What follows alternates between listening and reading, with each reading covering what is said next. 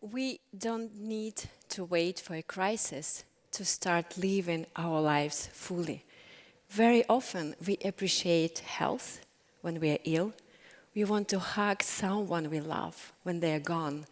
And we pray for peace when war erupts. It is as though we almost need adversity to truly cherish the most simple and important aspects of our lives. And it doesn't have to be like this. My name is Nataliya, and I'm a proud Ukrainian.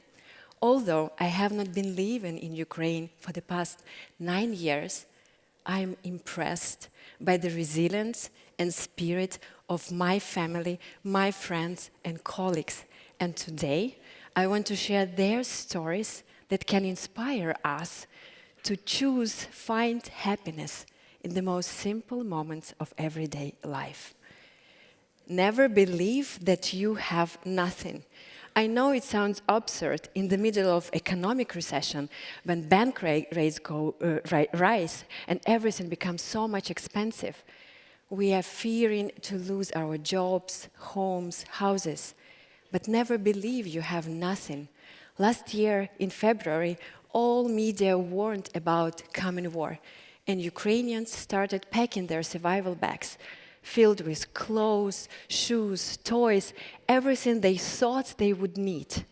But then time came to flee. So they grabbed their loved ones, their children, pets, and then the space that they kept in the cars for their belongings, they left to other people around them. They prioritized people over things. Never believe that you have nothing. In March 2022, I had 11 people come into my home, escaping war. And they were my cousins, school friends with their children. So they had only one bag of necessity. It's a textbook definition of literally having nothing. So I reached out to my neighbors, people I know in Sweden, just with the hope to find that spare pair of jeans.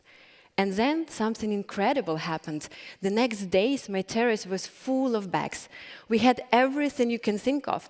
Kitchenware, bed linen, toys, books. We had so much that we had to donate most of stuff to other families in need.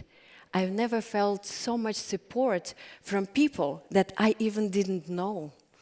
In tough situations, people come together and they support each other. Tech industry in Ukraine is vast, with many international clients in US, Sweden, Denmark, Germany. And when the war erupted, it was crucial to maintain that source of income. You don't want to lose your job in the middle of the war. But then electricity disappeared, and there is no internet. You can't even join that stand-up with your remote team in Sweden. What do? People banded together. They found innovative solutions together.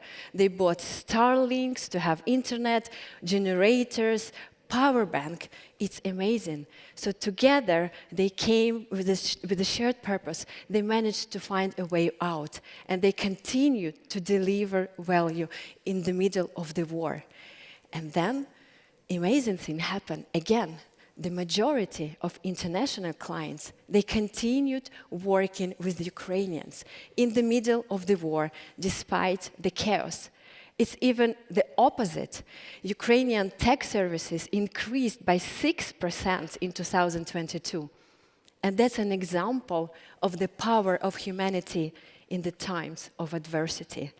I'm not suggesting that we don't need to prepare for a crisis or think about our own survival bags. Of course we do, because in the end, luck comes to the prepared, right? But very often, we tend to worry about things and belongings.